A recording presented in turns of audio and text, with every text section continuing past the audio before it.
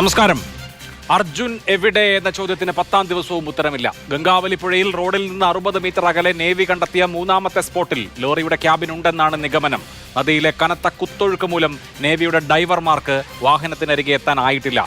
ഡ്രോണും thermal സ്കാനറും ഉപയോഗിച്ചുള്ള പരിശോധന രാത്രിയിലും തുടരും. ഇന്നും സൂപ്പർ പ്രൈം ടൈം ചർച്ച ചെയ്യുന്നു മിഷൻ അർജുൻ. ഞങ്ങളുടെ പ്രതിനിധി KB ശ്രീധരൻ ഓരോ നിമിഷത്തെയും വിവരങ്ങൾ നൽകാനായി ഷിരൂരിലുണ്ട്. ഒപ്പം ഷിരൂരിൽ നിന്ന് MK രാഘവൻ MP-യും അതുപോലെ തന്നെ KM സച്ചിൻദേവ് MLA-യും ചേരും. ഒപ്പം വിവിധ സ്റ്റുഡിയോകളിലായി ബ്രിഗേഡിയർ മോഹനൻ പിള്ള, അതുപോലെ തന്നെ കേരള ഫയർഫോഴ്സിൻ്റെ റെസ്ക്യൂ വിദഗ്ധനായിരുന്ന റിട്ടയേർഡ് ഉദ്യോഗസ്ഥൻ പ്രദീപ് ചേരും. അങ്ങനെ ഇന്ന് എന്ത് സംഭവിച്ചു എന്നതിൻ്റെ ഒരു സമഗ്ര ചിത്രത്തിലേക്ക് നമുക്ക് പോകാം. ആദ്യം KB ശ്രീധരനിലേക്കാണ്. ശ്രീധരൻ, ഇപ്പോഴും ഈ ഷിരൂർ പുഴയുടെ ഷിരൂരിൽ ഗംഗാവലി പുഴയുടെ സമീപത്തായിട്ട് ആ റോഡിലാണ് ഇപ്പോഴും ഉള്ളത്. ശ്രീധരൻ, ഈ സമയത്തും റോഡ് ക്ലിയർ ചെയ്യുന്നതിൻ്റെ ദൃശ്യങ്ങൾ കാണാം അവിടെ. ഒപ്പം ഈ റോഡിൽ നിന്ന് 50 മീറ്റർ അകലെയുള്ള നേവി കണ്ടെത്തിയിട്ടുള്ള 3ാമത്തെ സ്പോട്ടിലാണ് ഈ ലോറി ഉള്ളത്. അതിൽ ക്യാബിനിൽ നിന്ന് ലോറി വേർപെട്ടിട്ടില്ല എന്നുള്ളതാണല്ലോ നിഗമനം. ഇന്ന് രാത്രിയിൽ എന്താണ് നടക്കാനുള്ളത്? തെർമൽ സ്കാനർ ഉപയോഗിച്ചുള്ള പരിശോധന രാത്രിയിലും ഉണ്ടായേക്കുമെന്ന് നേരത്തെ സൂചന ഉണ്ടായിരുന്നു. അത് എപ്പോഴാണ് നടക്കുക?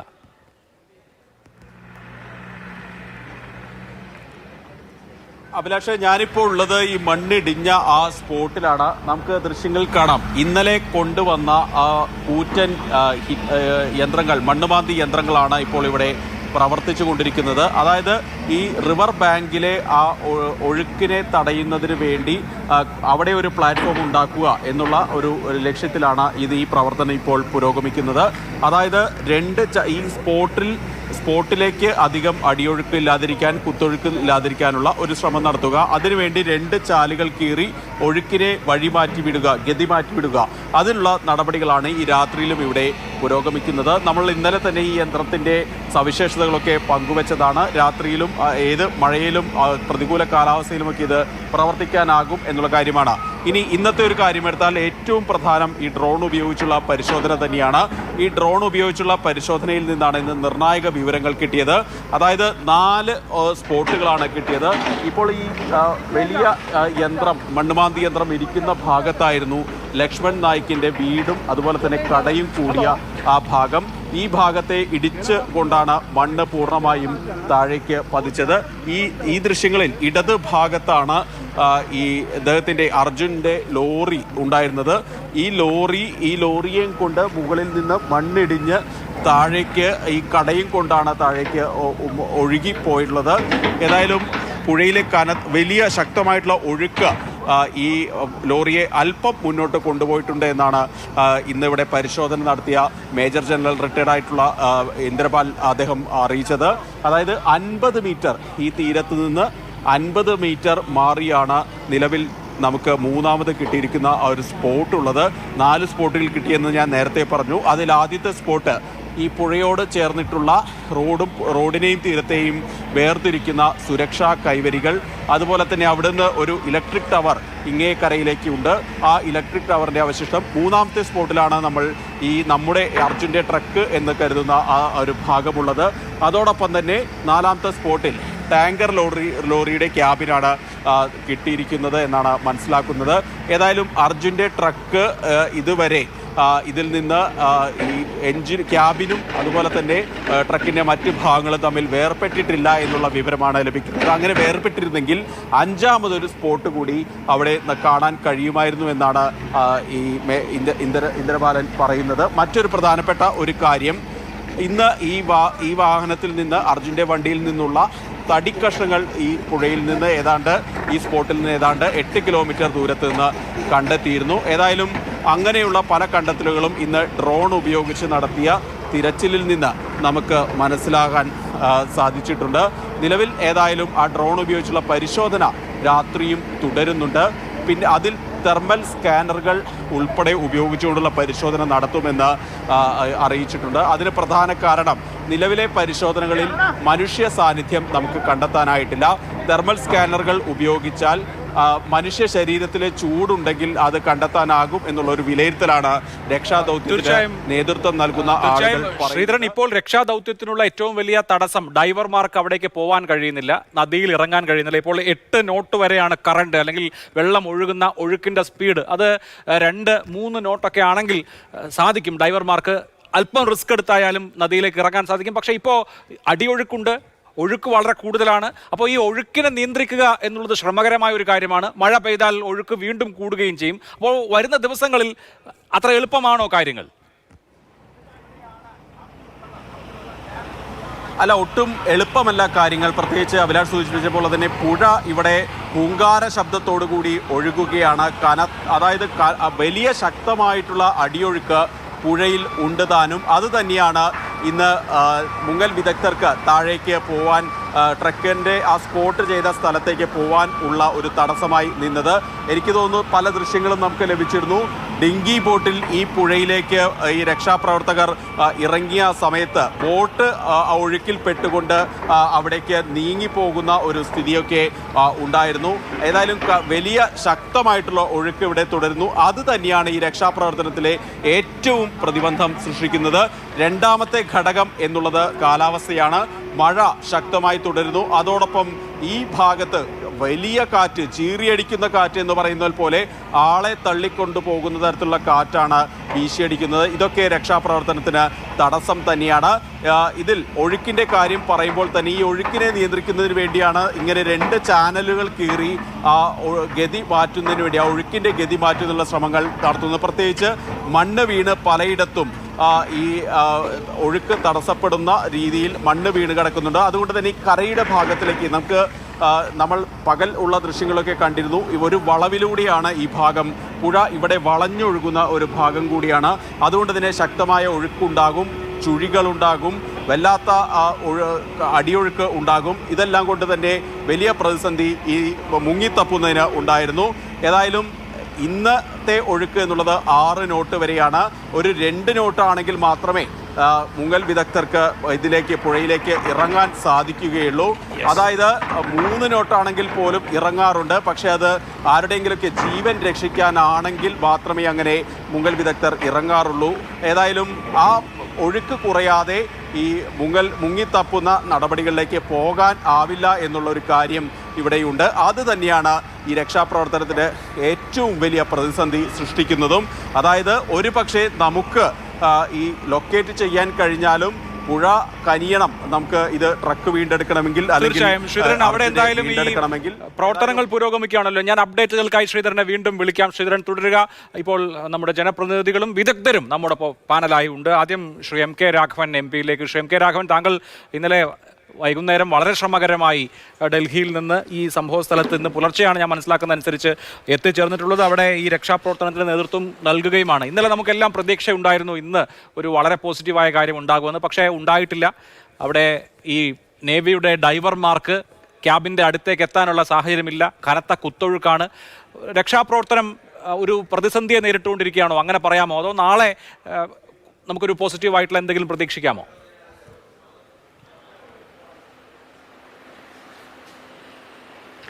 രക്ഷാപ്രവർത്തനത്തിൻ്റെ ഒരു തടസ്സം എന്ന് പറയുന്നത് കനത്ത മഴയാണ്. നേരത്തെ സൂചിപ്പിച്ച പോലെ കുത്തൊഴുക്ക് കൂടുതലാണ്. 8 നോട്ട് എന്ന് വേണമെങ്കിൽ പറയാം. സ്വാഭാവികമായും ഇന്ന് മേജർ ജനറൽ ഇന്ദ്രമാലിൻ്റെ ടീം വന്നു. ഡ്രോൺ വെച്ചുകൊണ്ട് 3 സ്പോട്ട് ഐഡൻറ്റിഫൈ ചെയ്തു. ആ 3 സ്പോട്ടും സംബന്ധിച്ചുള്ള കൃത്യമായിട്ടുള്ള അതിൻ്റെ രേഖാപരമായിട്ടുള്ള കത്ത് ഇന്ന് ഡിസ്ട്രിക്ട് അഡ്മിനിസ്ട്രേഷനെ കൈമാറുകയാണ് ശ്രീ ഇന്ദ്രബാലൻ. പക്ഷേ ഇനിയിപ്പോൾ നാളെ നേവിയാണ് ഈ നേരത്തെ സൂചിപ്പിച്ച 3 ഐഡൻറ്റിഫൈ ചെയ്തിട്ടുള്ള ആ സ്പോട്ടിൽ ഇറങ്ങേണ്ടതും. അവിടെ ഈ ട്രക്ക് അവിടെ ഉണ്ട് എന്ന് കൃത്യമായി പറയുന്നു. ഇനി അത് കൃത്യമായി ക്യാബിൻ ഉൾപ്പെടെയുള്ള അതിൻ്റെ ക്യാബിൻ്റെ അകത്ത് പോയി അർജുൻ ഉണ്ടോ ഇല്ലയോ എന്നുള്ളതിനെക്കുറിച്ച് കൃത്യമായി പറയണമെങ്കിൽ നേവൽ വിദഗ്ധന്മാർ മുങ്ങിയാൽ മാത്രമേ കിട്ടൂ. പക്ഷെ ഇപ്പോഴത്തെ ഒരു അവസ്ഥക്ക് മുങ്ങാൻ കഴിയുമെന്ന് എനിക്കറിയില്ല. കാരണം അത്രമേൽ കുത്തൊഴുക്ക് കൂടുന്നു. ഇതിൻ്റെ 25 ഫീറ്റാണ് ഇതിൻ്റെ ഡെപ്ത്ത്. ഈ പുഴയുടെ ഡെപ്ത് 25 ഫീറ്റാണ്. അപ്പോൾ ഇങ്ങനെ ഒരു സാധ്യമല്ലാത്ത കാലാവസ്ഥ പ്രതികൂലമാണ്. അതുപോലെ തന്നെ ഈ നേവൽ വിദഗ്ധന്മാർ ഈ നേരത്തെ സൂചിപ്പിച്ച പോലെ ഈ അടിയൊഴുക്കിൻ്റെ ഇത് വെച്ചുകൊണ്ട് നാളെ ഇറങ്ങാൻ കഴിയുമെന്ന് പറയാൻ കഴിയില്ല. ഏതായാലും നാളെ രാവിലെ ആർമിയും നേവിയും എല്ലാം ഒരുമിച്ചിരുന്നു കൊണ്ട് തുടർ നടപടി എങ്ങനെ വേണം എന്ന് ആലോചിക്കുകയാണ്. ഏതായാലും അർജുനെ കണ്ടെത്തണം. അതോടൊപ്പം ഈ പ്രദേശത്ത് 2 പേർ, അവരെയും കാണുന്നില്ല. ഈ 3 പേരുടെ തെരച്ചിലാണ് സത്യം പറഞ്ഞാൽ നാളെ ഉണ്ടാകേണ്ടത്. ഏതായാലും സ്പോട്ട് ഐഡൻറ്റിഫൈ ചെയ്ത് കഴിഞ്ഞു, അത് വലിയൊരു കാര്യമാണ്. ആ സ്പോട്ട് വെച്ചുകൊണ്ട് വേണം ഇനി തുടർ നടപടി ഉണ്ടാകാൻ വേണ്ടി. തീർച്ചയായും ശ്രീ എം കെ രാഘവൻ, ഇപ്പോൾ നേവിയുടെ ഡൈവർമാർക്ക് പുഴയിൽ ഇറങ്ങാൻ കഴിയാത്ത സാഹചര്യമാണ്. 3 നോട്ട് വരെയുള്ള ഒഴുക്കിലെ പരമാവധി അവർക്ക് ഇറങ്ങാൻ കഴിയുകയുള്ളൂ. ബാക്കി ആത്മഹത്യാപരമാണെന്ന് മേജർ ജനറൽ ഇന്ദ്രബാലൻ തന്നെ പറഞ്ഞു. അപ്പോൾ ഈ സാഹചര്യം തുടരുകയാണെങ്കിൽ നേരിട്ട് ഈ ക്യാബിനിലേക്ക് ഡൈവർമാർക്ക് പോകാൻ കഴിയുന്ന സാഹചര്യം ഇല്ല എന്നിരിക്കെ ഇന്നിപ്പോൾ തെർമൽ സ്കാനർ ഉപയോഗിക്കുന്നുണ്ട്. മനുഷ്യ ശരീരത്തിൻ്റെ സാന്നിധ്യം കണ്ടെത്താനാകുമെന്ന പ്രതീക്ഷയുണ്ട്. ഇതുവരെ അങ്ങനെ ഒരു സാന്നിധ്യം കണ്ടെത്തിയിട്ടുമില്ല. അപ്പോൾ ഈ നിലയിൽ രക്ഷാപ്രവർത്തനം തുടരുമോ അതോ നിർത്തിവെക്കേണ്ട സാഹചര്യം വരാമോ നാളത്തെ കൂടി കാര്യങ്ങൾ നോക്കിയതിന് ശേഷം?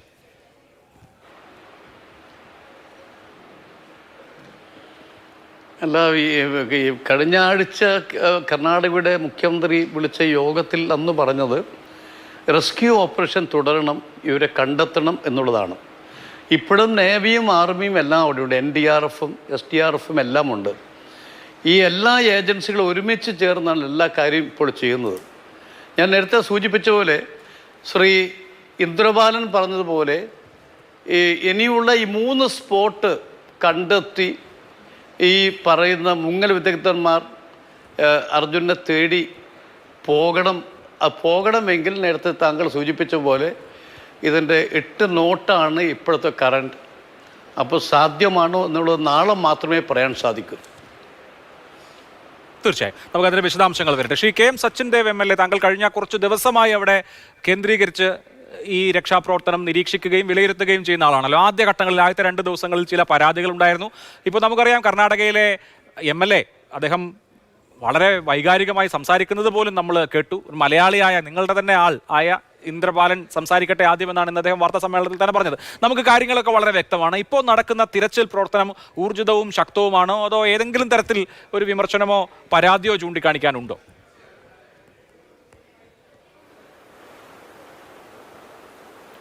ഊർജിതമായ തിരച്ചിൽ നടപടികളാണ് ഇപ്പോൾ നടന്നുകൊണ്ടിരിക്കുന്നത്. മേജർ ജനറൽ ഇന്ദ്രബാലിൻ്റെ നേതൃത്വത്തിലുള്ള സംഘം ഇന്നലെയും ഇന്നുമായി സാധ്യമായ എല്ലാ മാർഗങ്ങളും പ്രയോജനപ്പെടുത്തിക്കൊണ്ടുള്ള തെരച്ചിൽ നടപടികളുമായി മുന്നോട്ട് പോവുകയാണ്. ഇപ്പോൾ തന്നെ നേരത്തെ ബഹുമാന്യനായ MP സൂചിപ്പിച്ചതുപോലെ 5 സ്പോട്ടുകൾ ഐഡൻറ്റിഫൈ ചെയ്യാൻ വേണ്ടി കഴിഞ്ഞിട്ടുണ്ട്. ഇന്നലെ തന്നെ 2 സ്പോട്ടുകൾ ഐഡൻറ്റിഫൈ ചെയ്യപ്പെട്ടു എന്ന് അദ്ദേഹം പറയുന്നു. ലോഹ സാന്നിധ്യം അല്ലെങ്കിൽ ലോറിയുടെ അംശങ്ങളുണ്ട്, അല്ലെങ്കിൽ ആ നിലയിൽ ലോറി കിടക്കാൻ സാധ്യതയുള്ള വെള്ളത്തിനടിയിലെ ഭാഗങ്ങൾ ഐഡൻറ്റിഫൈ ചെയ്തുകൊണ്ടുള്ള ആ ഭാഗങ്ങൾ കേന്ദ്രീകരിച്ചുകൊണ്ടുള്ള തെരച്ചിൽ നടപടികളിലേക്ക് കാര്യങ്ങൾ പോകുന്നുണ്ട്. ഇപ്പോൾ തീർച്ചയായിട്ടും നമുക്ക് ഒരു നല്ല പ്രതീക്ഷയോടുകൂടി തന്നെയാണ് ഈ ദുരന്തം നടന്നിരിക്കുന്ന ഈ കേന്ദ്രത്തിൽ ഞങ്ങളെല്ലാവരും ഉള്ളത്. ഇന്ന് വൈകുന്നേരത്തോടു കൂടി ജില്ലാ ഭരണകൂടവും അതോടൊപ്പം തന്നെ ഈ തെരച്ചിലിന് നേതൃത്വം കൊടുക്കുന്ന മേജർ ജനറൽ ഇന്ദ്രപാൽ ഉൾപ്പെടെയുള്ളവർ മാധ്യമങ്ങളോട് ഈ കാര്യം വ്യക്തമാക്കിയിട്ടുണ്ട്. അതാണ് ആധികാരികമായി നമുക്ക് കൂടുതൽ നമുക്ക് ഉൾക്കൊള്ളാൻ കഴിയാകുന്ന പ്രധാനപ്പെട്ട കാര്യങ്ങൾ. തീർച്ചയായും അവിടെ സച്ചിൻ ഇപ്പോൾ കുടുംബം തന്നെ ചില കാര്യങ്ങളൊക്കെ ചൂണ്ടിക്കാണിക്കുകയോ പരാതി പറയുകയോ ഒക്കെ ചെയ്തിരുന്നു. പക്ഷെ ഇപ്പോൾ ഞാൻ നോക്കുമ്പോൾ ഇവിടെ നിന്ന് നിരീക്ഷിക്കുമ്പോഴും അവിടുത്തെ റിപ്പോർട്ടർമാരോട് സംസാരിക്കുമ്പോഴും വളരെ കോർഡിനേറ്റഡ് ആയിട്ട് ഈ റെസ്ക്യൂ മിഷൻ നടക്കുന്നുണ്ട്. അവിടുത്തെ ജില്ലാ ഭരണകൂടം, പോലീസ്, അതുപോലെ തന്നെ ഒരു MLA ഊണും ഉറക്കവും ഇല്ലാതെ അതിന് ചുക്കാൻ പിടിക്കുന്നു. ആ നിലയിൽ വളരെ കോർഡിനേറ്റഡ് ആയിട്ടുള്ള റെസ്ക്യൂ ഓപ്പറേഷൻസ്, നമുക്ക് റെസ്ക്യൂ എന്ന് തന്നെ ഈ നിമിഷവും പറയാം, അത് നടക്കുന്നുണ്ട് എന്ന് പറയാമല്ലോ അല്ലേ?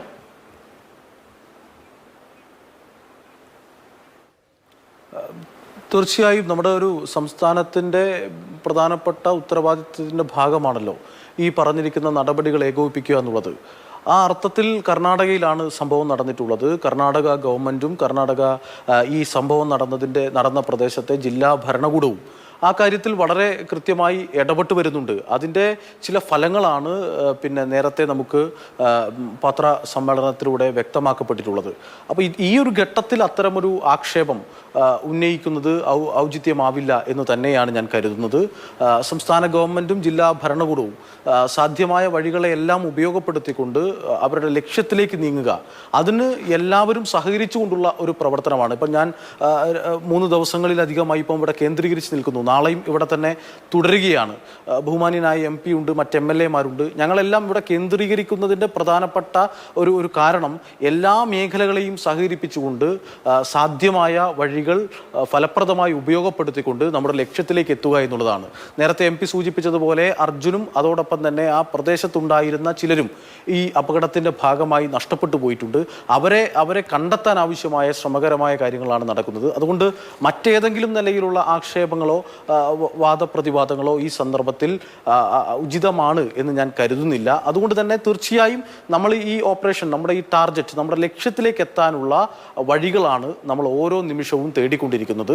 അതിന് സാധ്യമായ എല്ലാ മാർഗങ്ങളും നമ്മൾ ഫലപ്രദമായി ഉപയോഗപ്പെടുത്തുക എന്ന് തന്നെയാണ് ഇപ്പോൾ നമ്മുടെ മുന്നിലുള്ള ഏറ്റവും പ്രധാനപ്പെട്ട കാര്യം. തീർച്ചയായും അങ്ങനെ മനുഷ്യസാധ്യമായ എല്ലാ കാര്യങ്ങളും കർണാടകയിൽ നടക്കുന്നുണ്ട് എന്നാണ് നമുക്ക് സാമാന്യമായി പറയാൻ കഴിയുന്നത്. ശ്രീ ബ്രിഗേഡിയർ മോഹൻപിള്ള, പക്ഷേ കാര്യങ്ങൾ എളുപ്പമല്ല. ഇന്നിപ്പോൾ സൈന്യം തന്നെ അല്ലെങ്കിൽ ഈ റെസ്ക്യൂവിന് ചുമതലയുള്ള ആളുകൾ തന്നെ വിശദീകരിച്ചു. 4 സ്പോട്ടുകൾ ഉണ്ടെന്ന് വിചാരിക്കുന്നു. 3 സ്പോട്ട് ഐഡൻറ്റിഫൈ ചെയ്തിട്ടുണ്ട്. ആ 3 സ്പോട്ടിലെ 3-ാമത്തെ സ്പോട്ടിൽ, അതായത് കരയിൽ നിന്ന് 50 മീറ്റർ അകലെ നദിയിൽ കുറച്ചു മാറിയുള്ള സ്പോട്ടിലാണ് ഈ ലോറി പൂഴ്ന്ന് മണ്ണിൽ പോയിട്ടുണ്ടാവുക എന്നുള്ളതാണ് നിഗമനം. പക്ഷേ അവിടെ ആളുണ്ടോ എന്നുള്ളതിനെ സംബന്ധിച്ച് ഒരു വിവരവും ഇതിനോടകം കിട്ടിയിട്ടുമില്ല. ഡൈവർമാർ ആ ക്യാബിൻ്റെ അടുത്തേക്ക് എത്തേണ്ടതുണ്ട്, ക്യാബിനിൽ ആളുണ്ടോ എന്ന് നോക്കേണ്ടതുണ്ട്. ഒപ്പം ഈ തെർമൽ സ്കാനർ അടക്കമുള്ള ഉപകരണങ്ങൾ വഴി ആളുടെ സാന്നിധ്യം ഉണ്ടോ എന്ന പരിശോധനയും നടക്കുന്നുണ്ട്. അത് രാത്രിയിലും നടക്കും എന്നാണ് വിശദീകരിച്ചത്. ഇത് എത്ര ദിവസം കൂടി മുന്നോട്ട് പോകാനുള്ള സാധ്യതയുണ്ട്? നാളെ അല്ലെങ്കിൽ മറ്റന്നാൾ ഒരു വളരെ പോസിറ്റീവായ ഒരു കാര്യം ഉണ്ടാകുമെന്ന് താങ്കൾ വിചാരിക്കുന്നുണ്ടോ? That depends. അത് എങ്ങനെയാണ്, എന്ത് മെഷീനറിയാണ് അവിടെ എത്തുന്നത്. കാര്യം ഇങ്ങനെയുള്ള ഇപ്പോഴത്തെ ഈ സാഹചര്യത്തിൽ മോസ്റ്റ് പോസിബിളായിട്ടുള്ള എല്ലാ കാര്യങ്ങളും അവിടെ ചെയ്തു വരുന്നുണ്ട്. അതായത് ലോങ് റേഞ്ച് ബൂമറാണെങ്കിലും അതുപോലെ തന്നെ ക്രെയിൻ ആണെങ്കിലും ഉള്ള മെയിനായിട്ടുള്ള കാര്യങ്ങൾ. ഇപ്പോൾ ഇനിയും ചെയ്യാൻ പറ്റുന്ന ഒരു കാര്യം ഡ്രഡ്ജറാണ്. ഡ്രഡ്ജർ മാത്രമാണ്. അത് എത്രത്തോളം പോസിബിൾ ആണെന്നറിയില്ല. ഡ്രഡ്ജർ വന്നെങ്കിൽ മാത്രമേ, അതായത് ഒരു വാട്ടർ ലെവൽ കൺട്രോൾ ചെയ്യാൻ നിയന്ത്രിക്കാൻ പറ്റുന്ന ഒരു ഇൻസ്ട്രുമെൻ്റ് ഡ്രഡ്ജർ കോർപ്പറേഷൻ ഓഫ് ഇന്ത്യയുടെ കയ്യിലാണ് അതുള്ളത്. അത് ഡിഫൻസിൻ്റെ കയ്യിൽ ഡ്രഡ്ജർ ഇല്ല എന്ന് വേണമെങ്കിൽ നമുക്ക് പറയാൻ പറ്റും. പക്ഷേ അത് ഡ്രഡ്ജർ കോർപ്പറേഷൻ ഓഫ് ഇന്ത്യയുടെ അണ്ടറിലാണ് അതുള്ളത്. അത് വന്നു കഴിഞ്ഞാൽ തീർച്ചയായിട്ടും നമുക്ക് ഇവിടെ ഇപ്പോൾ എല്ലാവരും പറയുന്നത് പോലുള്ള അണ്ടർ കറണ്ട് അത് കൺട്രോൾ ചെയ്യാതെ ഒന്നും ചെയ്യാൻ പറ്റില്ല എന്ന് പറയുന്നുണ്ട്. അപ്പോൾ അണ്ടർ കറണ്ട് കൺട്രോൾ ചെയ്യാൻ ഈ ഡ്രഡ്ജർ മാത്രമേ ഇപ്പോഴത്തെ സാഹചര്യത്തിൽ പറ്റത്തുള്ളൂ. അപ്പോൾ അത് അവിടെ കൊണ്ടുവരിക എന്നുള്ളത് എത്രത്തോളം പ്രാവർത്തികമാണ്, അത് ജില്ലാ ഭരണകൂടവും ഗവൺമെൻറ്റും അതിനുവേണ്ടി ഇത്ര ഇനിഷ്യേറ്റീവ് എടുക്കും എന്ന് നമുക്കറിയില്ല. അതിൻ്റെ ആ ഒരു ആംഗിളിലോട്ട് പോകണം. അതർവൈസ് ഇത് അഭിലാഷ എങ്ങനെ ഇതാകും എന്നുള്ള രീതിയിൽ കാര്യം ഇമ്മീഡിയറ്റായിട്ട് നമുക്കത് കോൾ ഓഫ് ചെയ്യാൻ പറ്റില്ല. റീസൺ ബീയിങ് നമ്മളത് സെർച്ച് ഓപ്പറേഷൻ സ്റ്റിൽ റിസൾട്ട് കാണുന്നത് വരെ അത് ചെയ്തേ പറ്റുകയുള്ളൂ. ബിക്കോസ് ടാർഗറ്റ് ഐഡൻറ്റിഫൈ ചെയ്തു എന്ന് പറയുമ്പോൾ അതും general Indrapal has already declared that the most probable target. അത് തന്നെയാണ് നേരത്തെ മുതൽ തന്നെ കുറേ ദിവസങ്ങളായി നേവിയും അതുപോലെ തന്നെ എല്ലാ ഏജൻസികളും ഐഡൻറ്റിഫൈ ചെയ്യുന്ന ലൊക്കേഷൻ മോർ ഓർ ലെസ് സെയിമുമാണ്. അപ്പോൾ അങ്ങനെ വെച്ച് നോക്കുമ്പോൾ ഇത് തീർച്ചയായിട്ടും ആ ഒരു ആംഗിളിൽ വെച്ച് നോക്കുകയാണെന്നുണ്ടെങ്കിൽ അത് ആ ടാർഗറ്റ് ഐഡൻറ്റിഫൈ ചെയ്യുക, അത് ലിഫ്റ്റ് ചെയ്യുക എന്നുള്ളതൊരു as of now it's A Himalayan task. But അത് ചെയ്തേ പറ്റുള്ളൂ. ചെയ്യുന്നത് വരെ തീർച്ചയായിട്ടും ഫോഴ്സ് വിഡ്രോ ചെയ്യും എന്ന് എനിക്ക് തോന്നുന്നില്ല. പിന്നെ ഇതിനകത്ത് ഒരു കാര്യം കൂടി പറഞ്ഞു വെക്കാനുള്ളത് എന്താണെന്ന് ചോദിച്ചു കഴിഞ്ഞാൽ, അതിന് ആരെയും കുറ്റപ്പെടുത്തുന്ന ഒരു രീതിയിലല്ല ഞാൻ പറയുന്നത്. എല്ലായ്പ്പോഴും ഞാൻ ഈ ഓപ്പറേഷൻ തന്നെ അല്ല, അതായത് ജനറലി എല്ലാവിധ ഓപ്പറേഷനും ബേസിക്കലി വേണ്ടത് ലോക്കൽ സപ്പോർട്ട് അല്ലെങ്കിൽ ലോക്കൽ പീപ്പിൾസ് കോഓപ്പറേഷൻ, അവരുടെ ഇൻഫർമേഷൻ ഗാദർ ചെയ്യുക എന്നുള്ളതാണ്. ഇന്ന് കിട്ടിയ ഈ വൈറ്റൽ ഇൻഫർമേഷൻ നേരത്തെ ഗാദർ ചെയ്യുമായിരുന്നെന്നുണ്ടെങ്കിൽ ഒരിക്കലും നമ്മൾ കരയിൽ ഇത്രയും ദിവസം ടൈം വേസ്റ്റ് ചെയ്യില്ലായിരുന്നു. കാരണം ഈ തടി ഒഴുകിപ്പോയിട്ടില്ല, ഒരു തടി കഷ്ണം പോലും കണ്ടിട്ടില്ല എന്നുള്ള ആ ആംഗിളിലായിരുന്നു നമ്മൾ പോയത്. പക്ഷേ മറുകരയിലും അതുപോലെ തന്നെ ഏതാണ്ടൊരു 7-8 കിലോമീറ്റർ ദൂരത്തിലാണ് ഈ നദിയുടെ തീരം. അപ്പം നദീതീരത്തുള്ള ആൾക്കാരുമായിട്ടുള്ള ഒരു ഇൻറ്ററാക്ഷൻ നമുക്ക് ഇല്ലാതെ പോയി. അതാണ് ഞാൻ പറഞ്ഞത്, ഒരു ലോക്കൽ സെൽഫ് ഗവൺമെൻറ്റിൻ്റെ അല്ലെങ്കിൽ ആ ഒരു അപര്യാപ്തത അവിടുത്തെ. അത് ഞാൻ എല്ലാ ഡിസ്കഷനിലും പറയാറുള്ളതാണ്. അങ്ങനെ ഒരു ഉണ്ടെങ്കിൽ തീർച്ചയായിട്ടും ആ വില്ലേജേഴ്സ് എന്തെങ്കിലുമൊക്കെ ഇൻഫർമേഷൻ പറയാൻ പറ്റും. ഇതിപ്പം 9ാമത്തെ ദിവസം അല്ലെ 10ാമത്തെ ദിവസമാണ് വില്ലേജേഴ്സ് ഓപ്പണായിട്ട് വന്നിട്ട് എന്തെങ്കിലും ഒന്ന് പറയുന്നത്. ആ പറഞ്ഞത് കൊണ്ടാണ് നമ്മൾ ഇന്ന് അത് തടി ഒഴുകിപ്പോയി എന്നും അത് വീണ്ടും 2-3 പാർട്സ് ആകാമെന്നും ഒക്കെയുള്ള ആ ഒരു അസംഷനിട്ട് ഇന്നലെ എന്തായിരുന്നു, നമ്മളെല്ലാം വളരെയധികം പോസിറ്റീവായിട്ട് ടാർഗറ്റ് ഐഡൻറ്റിഫൈ ചെയ്തു എന്നും അത് തലകീഴായിട്ട് ഫുൾ ആ സിറ്റീസ് എങ്ങനെയാണോ അത് കെട്ടിവെച്ചിരുന്നത് അതുപോലെ തന്നെ ചെളിയിൽ പൂണ്ടിരിപ്പുണ്ടെന്നും ഇന്ന് നമുക്ക് ലിഫ്റ്റ് ചെയ്യാം എന്നുള്ള ആ ഒരു ഓപ്ഷൻ ഉണ്ടായിരുന്നു. അപ്പം ആ ഒരു കുറവ് അത് ഡേ 1 മുതൽ എല്ലാവരും പറയുന്നുണ്ട്, ഈവൻ മീഡിയ പേഴ്സൺസും പറയുന്നുണ്ട്. പബ്ലിക് സപ്പോർട്ട് അവിടെ ആ ഇൻഫർമേഷൻ ഗാദർ ചെയ്യാനുള്ള ഒരു പ്രശ്നം. അവിടെ ഒരു വലിയ ദുരന്തം നടന്നു, അവിടുത്തെ ലൊക്കാലിറ്റിയിൽ പെട്ട ആളുകൾ അതിൽ മരണപ്പെട്ടു. ആ ദുരന്തത്തിന്റെ ഇരകളായിട്ടുള്ള ആളുകളാണ് അതിന് ചുറ്റുപാടുമുള്ളത് എന്ന കാര്യം കൂടി നമ്മൾ കണക്കിലെടുക്കണം. യെസ്. പക്ഷേ ഇതിനകത്ത് വന്നിരിക്കുന്നത് നമ്മൾ ഒരു കാര്യം കൂടി നോക്കണം. അതായത് ഒഴുകിപ്പോകുന്ന നദിയിലെ തടികളെല്ലാം അവർ നോർമലി ജനറലി എല്ലാ മൺസൂൺ സീസണിലും ചെയ്യുന്നത് പോലെ ആയിരിക്കാം അവരത് വലിച്ച് ഒരു സൈഡിൽ കൂട്ടിയിട്ടു. ഇനി വേറെ എവിടെയെങ്കിലും ഉണ്ടോ എന്ന് പോലും നമുക്കറിയില്ല. അതുകൊണ്ടാണ് കുറച്ച് മാത്രമേ ഐഡൻറ്റിഫൈ ചെയ്തിട്ടുള്ളൂ. ഇനി ഒരുപക്ഷെ ഇവർ ഐഡൻറ്റിഫൈ ചെയ്യാതെ തടികൾ മാറ്റിവെച്ചിട്ടുണ്ടാവും ഭയത്തോടെ. കാര്യം ഞങ്ങൾ പിടിച്ച തടികൾക്ക് വല്ല പ്രശ്നമുണ്ടോ എന്നുള്ള രീതിയിൽ മാറ്റിവെക്കാനും അങ്ങനെയുള്ള സാഹചര്യവുമുണ്ട്. അപ്പം ഒരുപക്ഷെ ഞാൻ ഇതിനകത്തുനിന്ന് വിഷ്വലൈസ് ചെയ്യുന്നത് കുറേ തടികൾ ഒഴുകിപ്പോയിരിക്കാം, കുറച്ച് ഇപ്പോഴും തലതിരിഞ്ഞ് കിടക്കുന്നത് കൊണ്ട് തീർച്ചയായിട്ടും അത് അതിൻ്റെ ഉള്ളിൽ ഉണ്ടാകാം എന്നുള്ള ഒരു സാധ്യതയും നമുക്ക് തള്ളിക്കളയാൻ പറ്റില്ല. തീർച്ചയായും നല്ലൊരു പങ്ക് തടികൾ എവിടെ എന്നുള്ളത് നമുക്ക് ഇപ്പോഴും പറയാറായിട്ടില്ല. ശ്രീ പ്രദീപ്, താങ്കൾ കേരളത്തിലെ പ്രധാനപ്പെട്ട ചില റെസ്ക്യൂ ഓപ്പറേഷൻസുകളിൽ പങ്കെടുത്തിട്ടുള്ള ആളാണല്ലോ. ഇവിടെ ഇപ്പോൾ സ്പോട്ട് ഐഡൻറ്റിഫൈ ചെയ്ത് കഴിഞ്ഞു. ലോറിയുടെ ക്യാബിൻ ഉള്ള സ്ഥലം നദിയിൽ നല്ല ആഴത്തിലാണ്, പക്ഷേ വളരെ ശക്തമായ ഒഴുക്കുള്ളതുകൊണ്ട് ആ ക്യാബിനിലേക്ക് എത്താൻ പറ്റുന്നില്ല എന്ന പ്രതിസന്ധിയാണ് ഇപ്പോൾ ഉള്ളത്. അപ്പോൾ ഇനിയുള്ള കാര്യങ്ങൾ എന്താണ് സാധാരണ നിലയിൽ? ഈ ഒരു അവസരത്തിൽ എനിക്ക് പറയാനുള്ളത്, നമ്മളുടെ ഡിഫൻസ് ഇത്രയേറെ കാര്യങ്ങൾ മുന്നോട്ട് പോയപ്പോൾ അവിടെ നിന്നുകൊണ്ട് നമ്മൾ അതിന്റെ അടുത്ത ഒരു ഘട്ടത്തിലേക്ക് കടക്കണമെന്നാണ് എനിക്ക് പറയാനുള്ളത്. കഴിഞ്ഞ ദിവസത്തെ ഒരു ചർച്ചയിൽ ഞാൻ പറഞ്ഞു, നമ്മളുടെ പ്രാദേശികമായിട്ടുള്ള അല്ലെങ്കിൽ ലോക്കൽ ആളുകളുടെ ഒരു സേവനം ഇപ്പോൾ ആവശ്യമില്ലെന്ന് ഞാൻ പറഞ്ഞിരുന്നു. പക്ഷേ എങ്കിലും ഈ അവസരത്തിൽ എനിക്ക് തോന്നുന്നു അത് ആവശ്യമുണ്ടെന്ന് എനിക്ക് തോന്നുന്നു. കാരണം നമ്മുടെ കടലിൽ പോകുന്ന ആളുകളുടെ ഒരു അനുഭവ സമ്പത്തും അല്ലെങ്കിൽ അവരുടെ ഒരു എക്സ്പീരിയൻസും ഒരു പക്ഷേ ഈ സമയത്ത് നമുക്ക് പ്രയോജനപ്പെടുമോ എന്ന് ഞാൻ സംശയിക്കുന്നുണ്ട്. അതിനുള്ളൊരു സാധ്യത ഞാൻ കാണുന്നുണ്ട്. പ്രധാനമായിട്ടും നമ്മളിപ്പം നേവി ഉപയോഗിക്കുന്ന റബ്ബർ ഡിങ്കി എന്ന് പറയുന്നത് നമ്മളുടെ സാധാരണപ്പെട്ട ഒരു 4-5 മിനിറ്റിന് ഉപയോഗിക്കാൻ മാത്രമായ ഒരു ജലയാനം മാത്രമാണ്. അല്പം കൂടി ഉറപ്പുള്ളതും സ്റ്റെബിലിറ്റി ഉള്ളതുമായ ഒരു ജലയാനം അവിടെ എത്തിക്കുക എന്നുള്ളതാണ് ഏറ്റവും അടിയന്തര സാഹചര്യം എന്നാണ് ഞാൻ മനസ്സിലാക്കുന്നത്. ഞാൻ കഴിഞ്ഞ ദിവസം ഇതിൽ ഞാൻ പറഞ്ഞിരുന്നു, ഒരു പ്ലാറ്റ്ഫോം നമുക്ക് ഉറച്ചു നിൽക്കാൻ കഴിയുന്ന ഒരു റെസ്ക്യൂ ടീമിന് സേഫ് ആയിട്ട് നിൽക്കാൻ കഴിയുന്ന ഒരു പ്ലാറ്റ്ഫോം അവിടെ ചെയ്യാൻ കഴിയുന്നു. പ്ലാറ്റ്ഫോം മീൻസ് അത് അല്പം കൂടെ വലിപ്പമുള്ള ബോട്ടാകാം, അല്ലെങ്കിൽ മറ്റേത് തരത്തിലുള്ള ഒരു സംവിധാനമാവും. ജലത്തിന് മുകളിൽ നമുക്ക് സ്റ്റെബിലിറ്റി കിട്ടുന്ന ഒരു സംവിധാനത്തെ അവിടെ എത്തിക്കാൻ കഴിയുമെന്നുണ്ടെങ്കിൽ കുറെ കൂടി കുറച്ച് ഒരു പ്ലാറ്റ്ഫോം കിട്ടിയാൽ നമുക്ക് ഈ ട്രക്കിന്റെ അടുക്കലേക്ക് ഡൈവിംഗ് ഉൾപ്പെടെയുള്ള കാര്യങ്ങളെ ക്രമീകരിക്കുന്നതിനും അതിന്റെ കാര്യങ്ങളെ കുറെ കൂടി മനസ്സിലാക്കുന്നതിനും ഉതകുമെന്നാണ് എനിക്ക് തോന്നുന്നത്. അതേപോലെ തന്നെ ഞാൻ ആദ്യം പറഞ്ഞിടത്തേക്ക് തന്നെ വരാം. നമ്മളുടെ ഫിഷർമാൻമാരുടെ അത് അല്ലെങ്കിൽ കടലുമായിട്ട് വളരെ ആഴത്തിൽ ബന്ധമുള്ള ആളുകളുടെ ഒരു സേവനം ഈ അവസരത്തിൽ തേടുന്നത് ഉചിതമായിരിക്കും ഞാൻ കരുതുന്നു. നമുക്ക് ഓർമ്മയുണ്ട്, കേരളത്തിന് ഓർമ്മയുണ്ട്, നമ്മുടെ പ്രളയകാലത്ത് നമ്മളെ എത്രയോ കൈപിടിച്ച് ഉയർത്തിയതിൽ നിർണായക പങ്ക് വഹിച്ചവരാണ്. കാരണം അപ്പൊ അവരുടെ ഒരു സേവനം, അവരുടെ വിദഗ്ധരായ സേവനം അല്ലെങ്കിൽ അവരുടെ അഭിപ്രായം, അവർ ഈ കാര്യത്തിൽ നമ്മുടെ ജലത്തിന്റെ ഒഴുക്കിനെ നിയന്ത്രിക്കാൻ അവരുടേതായ രീതിയിൽ എന്തെങ്കിലും പ്രത്യേക പങ്കുണ്ടോ? എനിക്ക് എന്റെ ഒരു സാന്നിധ്യത്തിൽ എനിക്ക് തോന്നുന്നത് അവിടെ ചില ഇരുമ്പ് പൈപ്പുകൾ പോലുള്ള സാധനങ്ങൾ അവിടെ പുഴയുടെ അടിത്തട്ടിലേക്ക് ആഴത്തിൽ ഇറക്കാൻ സാധിച്ചാൽ ഒരു പക്ഷേ കുറച്ച് പുഴയുടെ ഒഴുക്കിനെ ഡൈവേർട്ട് ചെയ്യാൻ കഴിയുമെന്ന് ഞാൻ വിശ്വസിക്കുന്നുണ്ട്. അപ്പം അത് എത്രമാത്രം പ്രായോഗികമാണെന്ന് അറിയില്ല.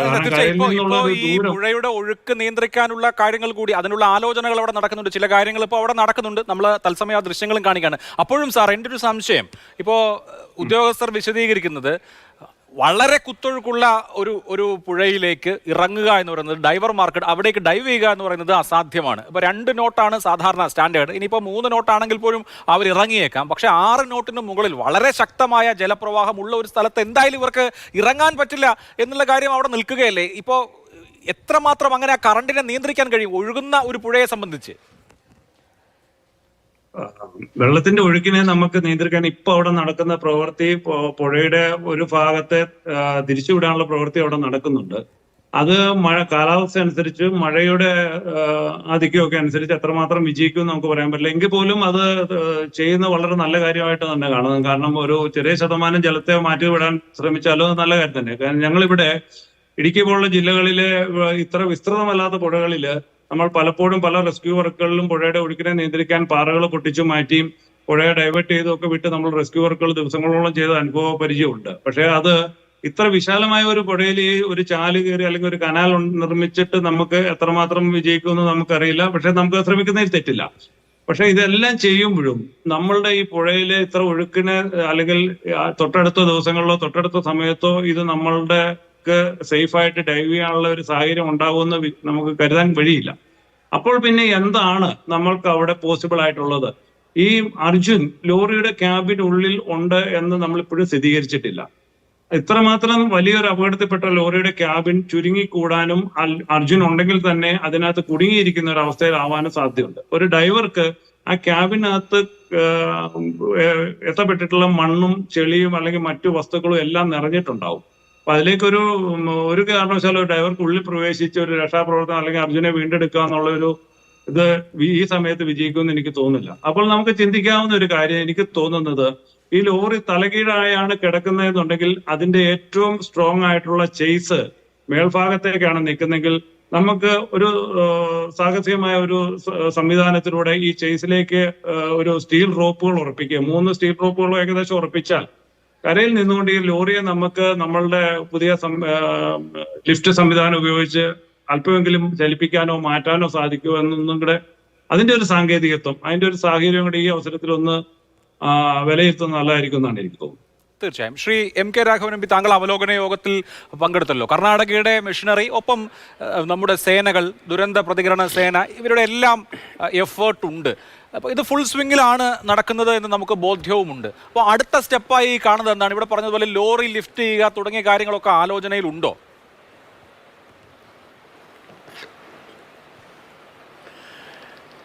അതാണ് ഞാൻ നാളെ രാവിലെ തുടർന്നുള്ള കാര്യങ്ങൾ എന്ത് വേണമെന്ന് നാളെ രാവിലെ ആർമിയും നേവിയും ബാക്കി NDRFും എല്ലാം ഇരുന്ന് ആലോചിക്കുകയാണ്. കാരണം നേരത്തെ ഇവിടെ സൂചിപ്പിച്ച പോലെ തന്നെ ഈ പ്രത്യേകിച്ച് 2 നോട്ടിൻ്റെ താഴെ അല്ലെങ്കിൽ 3 നോട്ട് വരെ പോകാം എന്ന് പറയാമെങ്കിൽ പോലും തുടർന്ന് അങ്ങോട്ട് പിന്നെ എത്തിപ്പെടാൻ പ്രയാസമാണ്. അതുകൊണ്ട് നേവിയെ പോലുള്ള ഒരു ഏജൻസിക്ക്, ഫോഴ്സിന് പ്രത്യേകിച്ച് 8 നോട്ട് അണ്ടർ കറണ്ടുള്ള ഇപ്പോഴത്തെ സാഹചര്യത്തിൽ അത് എന്തുമാത്രം ചെയ്യാൻ കഴിയുമെന്നുള്ളത് നാളെ രാവിലെ അവർ തമ്മിൽ ആർമിയും നേവിയും ഇരുന്ന ചർച്ചയ്ക്ക് ശേഷം മാത്രമേ പറയാൻ പറ്റൂ എന്നാണ് ഞാൻ മനസ്സിലാക്കിയിട്ടുള്ളത്. ഏതായാലും നാളെ ജില്ലാ ഭരണകൂടവും അതുപോലെ തന്നെ ബന്ധപ്പെട്ട ഏജൻസികളെല്ലാം രാവിലെ ഇതുമായി ചർച്ച നടത്തും. ഈ എങ്ങനെയെങ്കിലും അർജുനെ അതുപോലെ മറ്റ് 2 പേരെ കണ്ടെത്തുക എന്നുള്ളത് നമ്മുടെ ലക്ഷ്യമാണ്. അതിപ്പോൾ നമുക്ക് കിട്ടാവുന്ന എല്ലാ സഹായവും ഇവിടെ നിന്ന് കിട്ടുന്നുണ്ട്. ലോക്കൽ അഡ്മിനിസ്ട്രേഷൻ സഹായമുണ്ട്, അതുപോലെ ഗവൺമെൻറ് സഹായമുണ്ട്, ജില്ലാ ഭരണകൂടത്തിൻ്റെ സഹായമുണ്ട്. പക്ഷേ നമുക്ക് മുമ്പിലുള്ള തടസ്സം എന്ന് പറഞ്ഞത് ഈ കനത്ത മഴയും അതുപോലെ കുത്തൊഴുക്കും തന്നെയാണ്. അതിനൊരു പരിഹാരം നാളെ എങ്ങനെ എന്നുള്ളത് ചർച്ചയിലൂടെ മാത്രമേ നമുക്ക് ഒരു ഉത്തരം കണ്ടെത്താൻ സാധിക്കൂ. അല്ല MP, കൂടുതൽ സന്നാഹങ്ങൾ വരേണ്ടതുണ്ടോ? ഇപ്പോൾ തന്നെ ഈ സോണാർ സ്കാനിങ് അല്ലെങ്കിൽ ഇപ്പോൾ തെർമൽ ഇമേജിംഗ് ഇപ്പോൾ നടത്തുന്നു. ഇതൊക്കെ ഈ തരത്തിലുള്ള വലിയ ചർച്ച ഉണ്ടായതിനു ശേഷം അവിടേക്ക് വന്ന സംവിധാനങ്ങളാണല്ലോ. ആദ്യ ദിവസങ്ങളിൽ ഉണ്ടായിരുന്നില്ല. ആദ്യ ദിവസങ്ങളിൽ ഹിറ്റാച്ചിയും അതുപോലെയുള്ള സംഗതികൾ മാത്രമേ ഉണ്ടായിരുന്നുള്ളൂ. അപ്പോൾ ഇപ്പോൾ ഇങ്ങനൊരു പ്രതിസന്ധി ഉണ്ട്. അപ്പോൾ അവിടേക്ക് കൂടുതൽ സേന അല്ലെങ്കിൽ കൂടുതൽ സംവിധാനങ്ങൾ, സാങ്കേതിക സംവിധാനങ്ങൾ ഇവയൊക്കെ വരേണ്ടതുണ്ടോ? അങ്ങനെ എന്തെങ്കിലും മൂവ് ചെയ്യാനുള്ള സാഹചര്യമുണ്ടോ അവിടെ? അല്ല, എനിക്ക് തോന്നുന്നു നാളെ രാവിലത്തെ ഈ ഒരു ഏജൻസികളുടെ ഒരു കോർഡിനേഷനിലൂടെ മാത്രമേ നമുക്ക് പറയാൻ പറ്റൂ ഇനി എന്ത് എന്ന ചോദ്യമുണ്ട്. നേരത്തെ ഡ്രഡ്ജറെ കുറിച്ച് പറഞ്ഞു. ഈ ഒരു ആലോചന ഉണ്ട് ഡ്രഡ്ജറെ കുറിച്ച്. ഇവിടുത്തെ ലോക്കൽ MLA സതീഷ് ശൈൽ അത് പറഞ്ഞു, അത് ശ്രമിച്ചു വരികയാണെന്ന് പറഞ്ഞു. ഈ കാര്യങ്ങളെല്ലാം നാളത്തെ രാവിലത്തെ ഇവരുടെ ഒരു വിലയിരുത്തലിലൂടെയാണ് പുറത്തു വരിക. നേരത്തെ ഇപ്പം സൂചിപ്പിച്ച പോലെ തന്നെ കൂടുതൽ എന്തൊക്കെയാണ് നമുക്ക് ആവശ്യം, അതിനുള്ള ശ്രമങ്ങളും നാളെ ചെയ്യണം എന്നുള്ളതാണ് ഞങ്ങളുടെ അഭിപ്രായം. ഇവിടെ ബഹുമാനപ്പെട്ട സജിൻ ദേവിയുടെ സൂചിപ്പിച്ച പോലെ നമ്മുടെ ലക്ഷ്യം ഇതാണ്, എങ്ങനെയെങ്കിലും ഈ അർജുനെയും രണ്ടുപേരെയും കണ്ടെത്തുക എന്നുള്ളതാണ് പ്രധാനപ്പെട്ട കാര്യം. കാരണം ഒരു കുടുംബം കഴിഞ്ഞ 10 ദിവസമായി ആകെ വേദനയിലും ദുഃഖത്തിലുമാണ്. അതുകൊണ്ട് തന്നെയാണ് ഞങ്ങളെല്ലാം ഇവിടെ വന്ന് ക്യാമ്പ് ചെയ്ത് ഇവരോടൊപ്പം കൂടി എന്തൊക്കെ ചെയ്യാൻ സാധിക്കും, മനുഷ്യസാധ്യമായി എല്ലാ കാര്യങ്ങളും ചെയ്യാൻ എല്ലാവരും ശ്രമിച്ചുകൊണ്ടിരിക്കുകയാണ്. അതിൻ്റെ അകത്ത് വ്യത്യസ്തമായ ഒന്നുമില്ല. നമ്മുടെ ലക്ഷ്യം ഒന്നേ ഉള്ളൂ, ഈ അർജുനെ കണ്ടെത്തുക എന്നുള്ളതാണ്. അതുകൊണ്ട് നാളെ രാവിലത്തെ ഒരു വിലയിരുത്തലിന് ശേഷം മാത്രമേ നമുക്ക് തുടർന്ന് എന്താണെന്ന് പറയാൻ സാധിക്കൂ. തീർച്ചയായിട്ടും ഈ അർജുൻ്റെ കുടുംബം വലിയ സങ്കടത്തിലാണ്, സ്വാഭാവികമാണത്. അമ്മ വളരെ വൈകാരികമായി സംസാരിച്ചത് കഴിഞ്ഞ ദിവസം നമ്മൾ കേട്ടതാണ്. ഇന്ന് കുടുംബാംഗങ്ങളെ ബന്ധപ്പെട്ടിരുന്നോ? അവർ അല്പമെങ്കിലും ആശ്വാസത്തിലാണോ?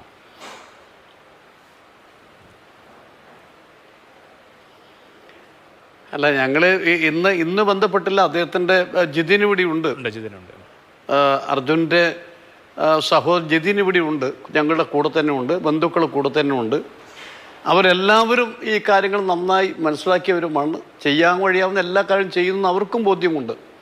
പക്ഷേ ഈ പറയുന്ന ഈ കാലാവസ്ഥയുടെ പ്രതികൂലാവസ്ഥ ഒരു വലിയ പ്രശ്നമാണ്, കുത്തൊഴുക്ക് വലിയ പ്രശ്നമാണ്.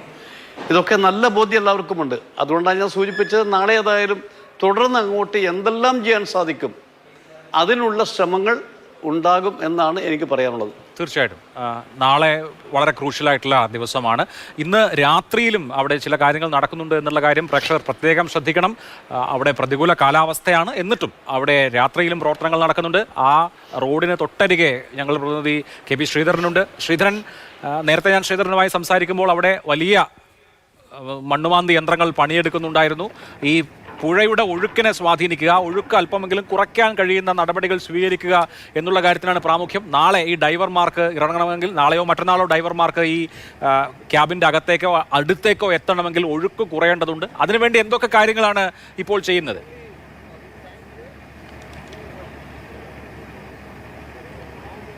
അഭിലാഷ്, എനിക്കിപ്പോൾ ഇവിടെ നിൽക്കുമ്പോൾ തോന്നുന്നത്, നമുക്ക് ഡൈവർമാർക്ക്, മുങ്ങൽ വിദഗ്ധർക്ക് ഇതിലേക്ക് ഇറങ്ങണമെങ്കിൽ പുഴ തന്നെ കനിയണം എന്നുള്ളൊരവസ്ഥയാണ്. അതായത് 6 നോട്ട് വരെ വേഗതയിൽ അല്ലെങ്കിൽ ശക്തിയിലാണ് പുഴ ഒഴുകുന്നത്. അത് 2 നോട്ടെങ്കിലും ആയാലേ ഇവിടേക്ക് ഡൈവർമാർക്ക് ഇറങ്ങാനാവൂ. നിലവിൽ ഏതായാലും ആ സാഹചര്യം ഇപ്പോൾ ഇവിടെ ഇല്ല എന്നാണ്. അല്പസമയം മുൻപ് ഞാൻ MLA സതീഷ് കൃഷ്ണ സൈലുമായി സംസാരിച്ചിരുന്നു. നിലവിൽ പുഴ ശാന്തയല്ല, ഹുങ്കാര ശബ്ദത്തോടു കൂടി തന്നെ ഒഴുകിക്കൊണ്ടിരിക്കുകയാണെന്നാണ് പറയുന്നത്. ഏതായാലും ആ പുഴയെ ഒന്ന് മെരുക്കാനാകുമോ എന്നുള്ളൊരു ശ്രമമാണ് ഇപ്പോൾ ഈ രാത്രിയിലും ഇവിടെ നടന്നുകൊണ്ടിരിക്കുന്നത്. അതായത് ഒരു 2 ചാനലുകൾ കീറി 2 വശത്തായി ഒഴുക്കിനെ സ്വാധീനിച്ച് ഗതി മാറ്റിവിടാൻ, നമ്മുടെ ഈ ട്രക്കുള്ള ഒരു സ്ഥലത്തേക്ക് ഒഴുക്കൊന്ന് കുറയ്ക്കാനുള്ള ശ്രമങ്ങളാണ് ഇവിടെ നടന്നുകൊണ്ടിരിക്കുന്നത്. അങ്ങനെ വന്നാൽ മാത്രമേ ഈ ഡൈവർമാർക്ക് അവിടെ ആഴത്തിലേക്ക് ചെല്ലാനും ട്രക്കിന് അടുത്തേക്ക് ചെന്ന് അതിൽ അർജുനുണ്ടോ എന്നൊക്കെ മനസ്സിലാക്കാനും അവിടുന്ന് അത് റെസ്ക്യൂ ചെയ്ത് കൊണ്ടുവരാനും ഉള്ള ഒരു സാഹചര്യം ഉണ്ടാവുകയുള്ളൂ. ഏതായാലും അതിനുള്ള നടപടികൾ നാളെയും ഉണ്ടാകും എന്ന് തന്നെയാണ് പ്രതീക്ഷിക്കുന്നത്. ഏതായാലും രാത്രി ഈ ഡ്രോൺ ഉപയോഗിച്ചുള്ള പരിശോധനകളൊക്കെ തുടരും എന്ന് അറിയിച്ചിട്ടുണ്ട്. തെർമൽ സ്കാനർ ഉൾപ്പെടെയുള്ളവ പരിശോധിക്കും. അത് രാത്രി പരിശോധിക്കാൻ കാരണം രാത്രി കൂടുതൽ തണുത്ത ഒരു അന്തരീക്ഷമായിരിക്കും. അതുകൊണ്ട് തന്നെ അധികം സിഗ്നൽ പ്രശ്നങ്ങളൊന്നും ഉണ്ടാവില്ല. അതിനാൽ തന്നെ രാത്രി കൂടുതൽ നമുക്ക് ഒരു റിസൾട്ട് കിട്ടും എന്നുള്ള പ്രതീക്ഷയാണ് മേജർ ജനറൽ ഇന്ദ്രപാലൻ പങ്കുവയ്ക്കുന്നത്. നിലവിൽ ഏതായാലും നമുക്ക് ദൃശ്യങ്ങൾ കാണാം. നേരത്തെയും കണ്ടു, ഈ പുഴയിലെ പരമാവധി ചേറ് വാരി കരയിലേക്ക് ഇട്ടു. അതായത് ഇവിടെയായിരുന്നു, ഈ ദൃശ്യങ്ങൾ കാണുന്ന ഈ സ്ഥലത്തായിരുന്നു ഈ ലക്ഷ്മൺ നായിക്കിൻ്റെ കടയുണ്ടായിരുന്നത്. ഇപ്പോൾ നമുക്ക് അതിൽ ആ വീട്ടിൽ ഉപയോഗിച്ചിരുന്ന സാധനങ്ങളൊക്കെ ഈ മണ്ണിൽ പുതഞ്ഞ് മണ്ണിൽ പൂണ്ട് കിടക്കുന്നത് കാണാൻ ആകും. പാത്രങ്ങളുണ്ട്, അതുപോലെ തന്നെ വസ്ത്രങ്ങളുണ്ട്, അതൊക്കെ ഈ ദൃശ്യങ്ങളിൽ കാണാം. അദ്ദേഹത്തിൻ്റെ കൊച്ചു കുട്ടി ഉൾപ്പെടെയാണ് ഈ മണ്ണിനടിയിൽ പോയത്. ഏതായാലും ഇതിന് ഈ ഇത്രയും വലിയ ഭീകരമായ ഒരു അപകടം തന്നെയാണ് ഇവിടെ സംഭവിച്ചെന്ന കാര്യത്തിൽ യാതൊരു സംശയവുമില്ല. നിലവിലേതായാലും ഈ പുഴയിൽ ഒഴുക്ക് ഒന്ന് ശാന്തമായാൽ മാത്രമേ അടിത്തട്ടിലേക്ക് ഇറങ്ങിച്ചെല്ലാനാകൂ. അതിനുള്ള നടപടികൾ ഇപ്പോഴും യുദ്ധകാലാടിസ്ഥാനത്തിൽ എന്ന് തന്നെ പറയട്ടെ, യുദ്ധമുഖത്ത് എന്നുള്ള പോലെ തന്നെയാണ് ഇവിടെ സൈന്യമൊക്കെ പ്രവർത്തിക്കുന്നത്. ഏതായാലും നാളെയും ഈ പരിശോധനകൾ ഒക്കെ തുടരും, തിരച്ചിൽ തുടരും. നാളെ ഈ ഡ്രോൺ ഉപയോഗിച്ചുള്ള പരിശോധനകളെ സംബന്ധിച്ച് ഒരു അന്തിമ റിപ്പോർട്ട് ജില്ലാ ഭരണകൂടത്തിന് അദ്ദേഹം മേജർ ജനറൽ ഇന്ദ്രപാൽ കൈമാറും എന്നാണ് മനസ്സിലാക്കുന്നത്. നിലവിലേതായാലും ഈ രാത്രിയിലും ഈ മോശം കാലാവസ്ഥയിലും ഇവിടെ നടപടികൾ പുരോഗമിക്കുന്നുണ്ട്. ഈ രാത്രി ഈ സമയത്ത് ഈ കാര്യങ്ങളൊക്കെ ഏകോപിപ്പിക്കാൻ MLAയും SP-യും ഒക്കെ ഇപ്പോഴും ഈ സ്ഥലത്ത് തുടരുന്നു എന്നുള്ളത് ആശ്വാസകരമായിട്ടുള്ള ഒരു കാര്യമാണ്. ഏതായാലും നമുക്ക് മനുഷ്യ സാന്നിധ്യം ഇന്നത്തെ പരിശോധനയിലൊന്നും കണ്ടെത്താൻ ആയിട്ടില്ല. എങ്കിൽ പോലും പ്രതീക്ഷയോടുകൂടി തന്നെയാണ് അർജുനെ വീണ്ടെടുക്കാം, ആ കുടുംബത്തിൻ്റെ ഒരു ആഗ്രഹങ്ങൾ നിറവേറ്റി കൊടുക്കാം എന്നുള്ള ഒരു പ്രതീക്ഷയിൽ തന്നെയാണ് ഇപ്പോഴും ഈ തിരച്ചിൽ ഈ രാത്രിയിലും തുടർന്നുകൊണ്ടിരിക്കുന്നത്. അഭിലാഷ്, തീർച്ചയായും പ്രേക്ഷകർ ശ്രദ്ധിക്കണം. നമ്മൾ ഈ സംസാരിച്ചുകൊണ്ടിരിക്കുന്ന ഈ രാത്രിയിലും അവിടെ സാധ്യമായതെല്ലാം ചെയ്യുന്നുണ്ട്, മനുഷ്യ സാധ്യമായ എല്ലാ കാര്യങ്ങളും നടക്കുന്നുണ്ട്. കർണാടകയിലെ MLA സതീഷ് സെയിൽ നേരിട്ട് നേതൃത്വം കൊടുക്കുന്നുണ്ട്. അപ്പോൾ അർജുനെ അവർ ഒരു സഹോദരനെ പോലെ ആണ് കാണുന്നത്. അതിൽ മലയാളി കന്നഡിക എന്ന വ്യത്യാസമൊന്നുമില്ല. വളരെ ഊർജിതമായി ചെയ്യാൻ കഴിയുന്ന എല്ലാ കാര്യങ്ങളും ചെയ്യുന്നു എന്ന കാര്യം കൂടി എല്ലാവരും ശ്രദ്ധിക്കണം. ശ്രീ സച്ചിൻ ദേവ് MLA, ഇന്ന് വിവിധ ഉദ്യോഗസ്ഥരുമായി സംസാരിച്ചപ്പോൾ താങ്കൾക്ക് തോന്നുന്നത് എന്താണ്? നേരത്തെ ഇന്ദ്രപാൽ തന്നെ വിശദീകരിച്ച ഒരു കാര്യം, ഈ ഭാരത് ബെൻസിൻ്റെ ട്രക്കാണ്. ഒരു അപകടമുണ്ടായാൽ അതിൻ്റെ വാതിലുകൾ ഓട്ടോമാറ്റിക്കായി അടയും. അതുകൊണ്ട് വാഹനത്തിലായിരുന്നുവെങ്കിൽ ആ ക്യാബിനിൽ തന്നെ ഉണ്ടാകാനുള്ള സാധ്യത അദ്ദേഹം തള്ളിക്കളയുന്നില്ല. ആ സാധ്യത ഉണ്ട് എന്ന് പറയുന്നു. അതേസമയം ഇതുവരെ ഈ ലോഹ സാന്നിധ്യം വിവിധ ശാസ്ത്രീയ പരിശോധനകളിൽ കണ്ടെത്തിയതല്ലാതെ മനുഷ്യ സാന്നിധ്യം അല്ലെങ്കിൽ ഒരു ശരീരത്തിൻ്റെ സാന്നിധ്യം എവിടെയും കണ്ടെത്തിയിട്ടില്ല. തെർമൽ സ്കാനറുകൾ ഉപയോഗിച്ചുള്ള പരിശോധനയിൽ ഇതുവരെ അങ്ങനെ ഒരു സൂചന കിട്ടിയിട്ടുമില്ല. വിവിധ ആളുകളുമായി, അവിടെ ശാസ്ത്രീയമായി ഈ കാര്യങ്ങൾ പറയാൻ കഴിയുന്ന ആളുകളുമായി സംസാരിക്കുമ്പോൾ എന്താണ് തോന്നുന്നത്? ഈ പ്രദേശത്ത് തന്നെ അർജുൻ ഉണ്ടാകാം എന്ന ഒരു നിഗമനമാണോ?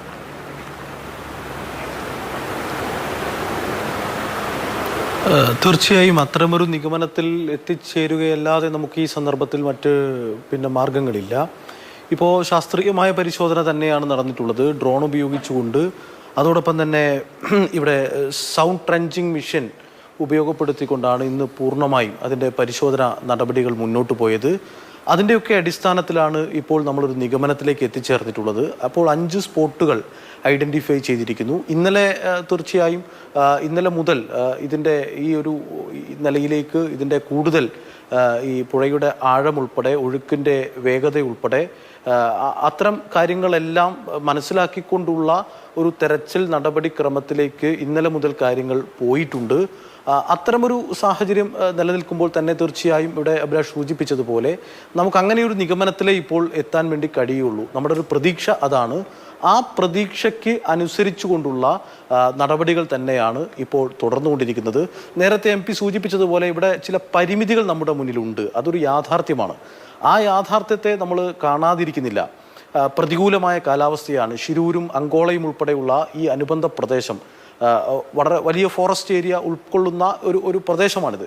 അത്തരമൊരു പ്രദേശത്ത് തുടർച്ചയായ മഴ വരുന്നു, ഇടവേളകളില്ലാതെ മഴ പെയ്യുന്ന സാഹചര്യം ഉണ്ടാകുന്നു, അതിവേഗതയിൽ കാറ്റ് വീശുന്നു. അതോടൊപ്പം തന്നെ പുഴയിലെ ഒഴുക്ക് ഓരോ മഴ കഴിയുമ്പോഴും ഒഴുക്കിൻ്റെ വേഗത കൂടിയും കുറഞ്ഞും മാറുന്നു. അങ്ങനെ വരുമ്പോൾ ഇപ്പോൾ ഡൈവിംഗ് സംവിധാനം നമ്മൾ കൊണ്ടുവന്നാലും, ഇപ്പം ഡൈവിംഗ് എക്സ്പേർട്സ് ഡൈവ് ചെയ്യാൻ തുടങ്ങിക്കഴിഞ്ഞാലും നേരത്തെ ഇവിടെ സൂചിപ്പിച്ചതുപോലെ സാധാരണഗതിയിൽ ഒരു 3 നോട്ട് വരെ പരമാവധി ഒഴുക്കിൻ്റെ വേഗതയിൽ ഡൈവ് ചെയ്യാൻ വേണ്ടി കഴിയും. പരമാവധി ഒരു 3 നോട്ട് വരെയാണ് സാധാരണഗതിയിൽ ഡൈവ് ചെയ്യാറുള്ളത്. പക്ഷേ ഇത് ഇപ്പോൾ അതിനേക്കാൾ കൂടുതൽ 6 നോട്ട് വരെയൊക്കെ ഉയരുന്നു എന്നുള്ള ഒരു പ്രശ്നം നമ്മുടെ മുന്നിലുണ്ട്.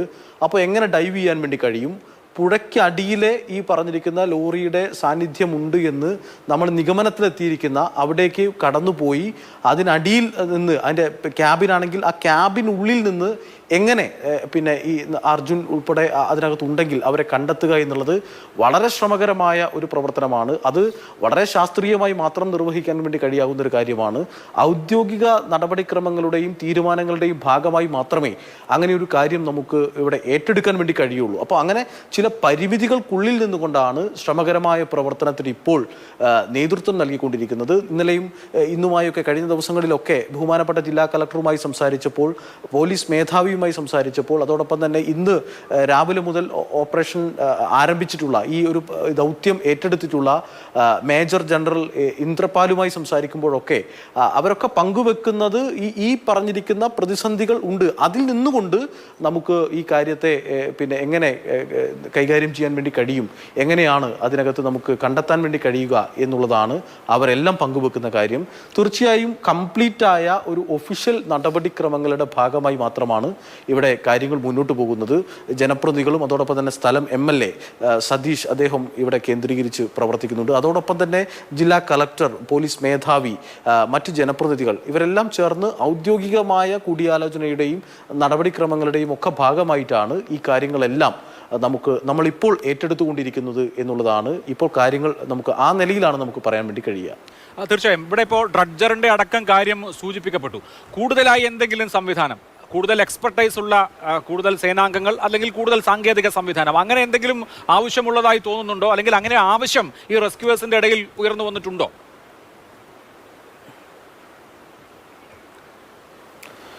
നേവി സംവിധാനം, പിന്നെ ഇന്ത്യൻ സേനയുടെ നേവി സംവിധാനത്തെ ആശ്രയിക്കണം എന്നുള്ള നിലയിലാണ് ഇപ്പോൾ ഇന്ന് നേരത്തെ മീഡിയയോട് കാര്യങ്ങൾ ബ്രീഫ് ചെയ്തപ്പോൾ മേജർ ജനറൽ ഇന്ദ്രപാൽ തന്നെ വ്യക്തമാക്കിയിട്ടുള്ളത്. അദ്ദേഹം പറഞ്ഞത് ഐഡൻറ്റിഫൈ ചെയ്യപ്പെട്ടിരിക്കുന്നു, ഈ പറഞ്ഞ സ്പോട്ടുകളിൽ ഇതിൻ്റെ സാന്നിധ്യം ഉണ്ട്, അവിടെ ഉണ്ടാകും എന്നുള്ള നിഗമനത്തിലേക്ക് എത്തിയിരിക്കുന്നു.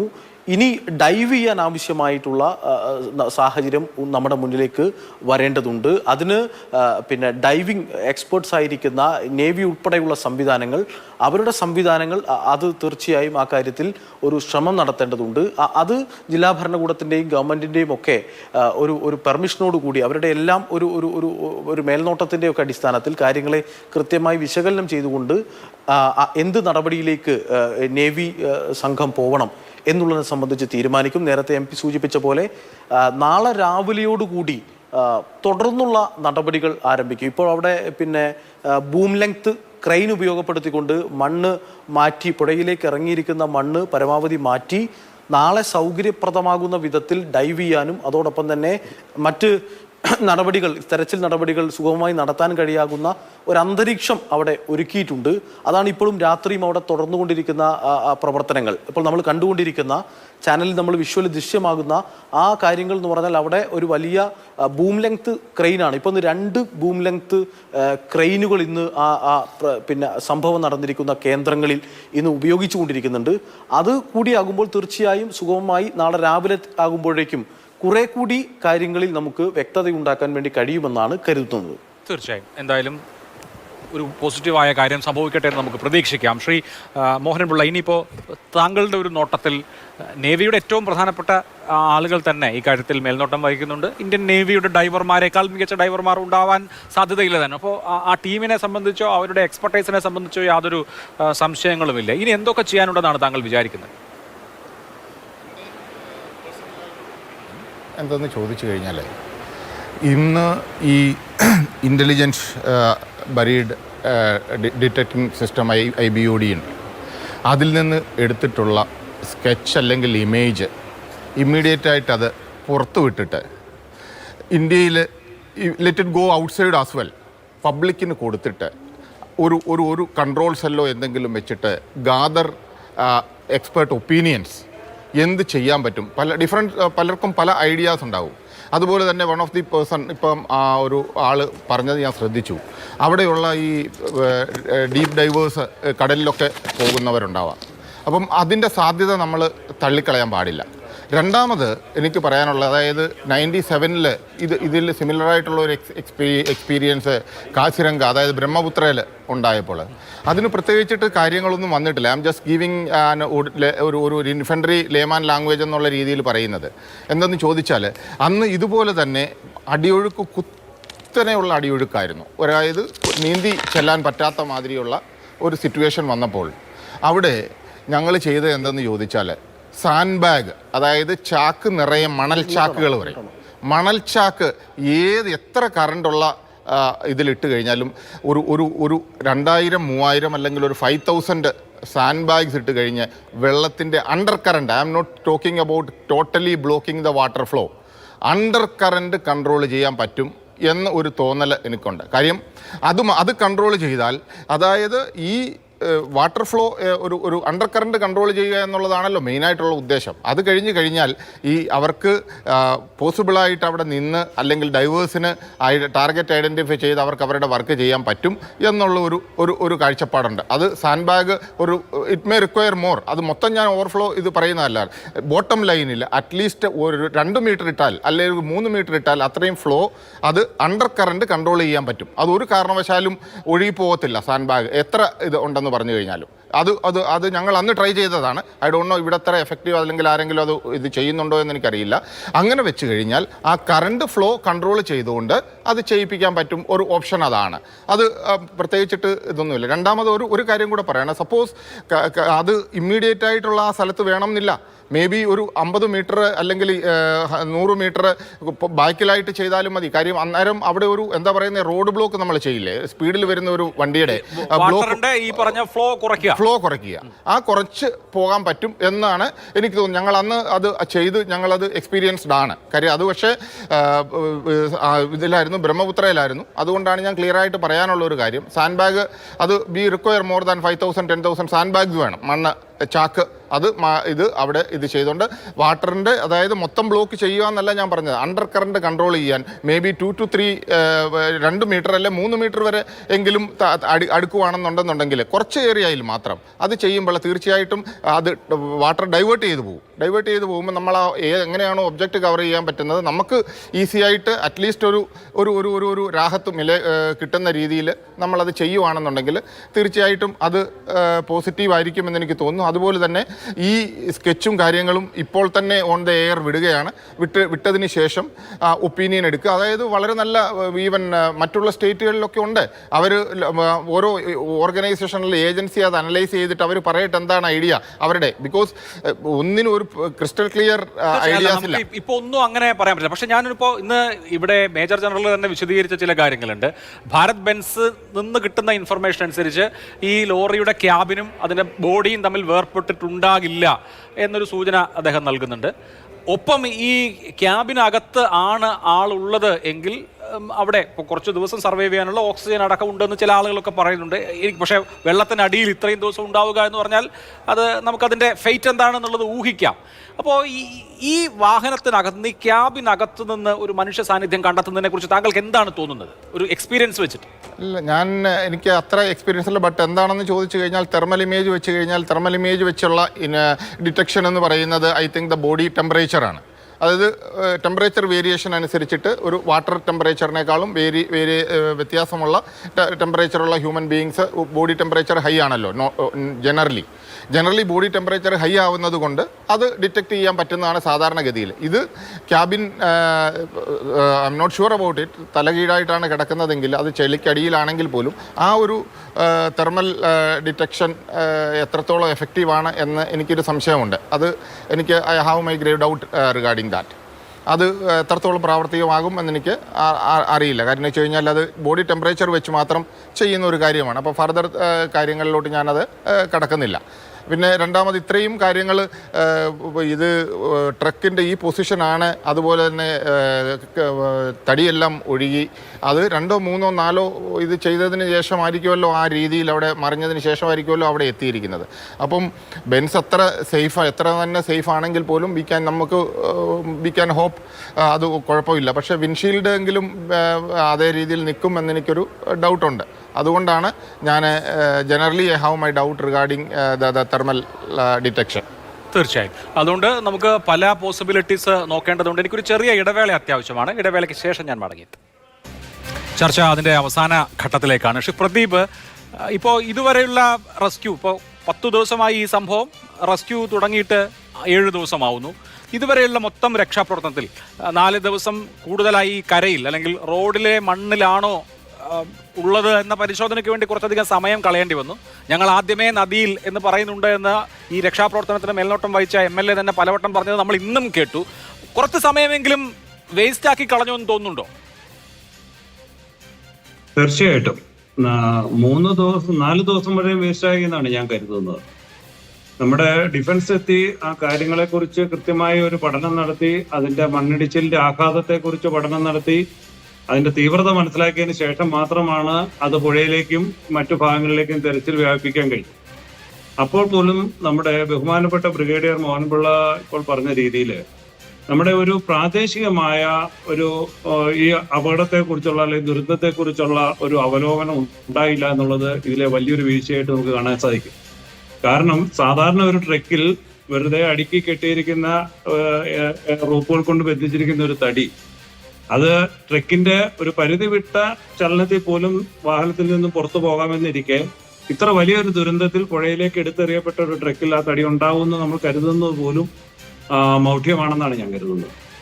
തടി എവിടെ പോയി എന്ന് ചോദിച്ചാൽ നമ്മളുടെ ഇപ്പോൾ 8 കിലോമീറ്റർ താഴെ നിന്ന് ഏതാനും തടികൾ കിട്ടിയെന്നുണ്ടെങ്കിൽ ആ തടി കിടന്ന സ്പോട്ട് ഇപ്പം നമ്മൾ കാണുന്നത് വെച്ച് ഒരാഴ്ചക്ക് മുമ്പ് തന്നെ അവരുടെ കയ്യിൽ എത്തിയെന്ന് നമ്മൾക്ക് ഉറപ്പിക്കാം. കാരണം ആ തടി കിടന്ന സ്ഥലങ്ങള്, അതിന്റെ പാടുകള്, അല്ലെങ്കിൽ അവിടുത്തെ സസ്യങ്ങള് വാടിയിരിക്കുന്നതൊക്കെ നമുക്ക് മനസ്സിലാക്കാൻ സാധിക്കും. അപ്പൊ ഇതിനകത്ത് ഈ ഒരു ദുരന്ത നിവാരണ പ്രവർത്തനത്തിന്റെ ഭാഗമായിട്ട് പ്രാദേശികമായ ഒരു അവലോകനം, അതിൻ്റെ ദുരന്തത്തിന്റെ ആഘാതത്തിന്റെ കുറിച്ച് മനസ്സിലാക്കാൻ വേണ്ടിയിട്ടുള്ള ഒരു പഠനം അല്ലെങ്കിൽ ഒരു മനസ്സിലാക്കൽ ഇവിടെ ഉണ്ടായില്ല.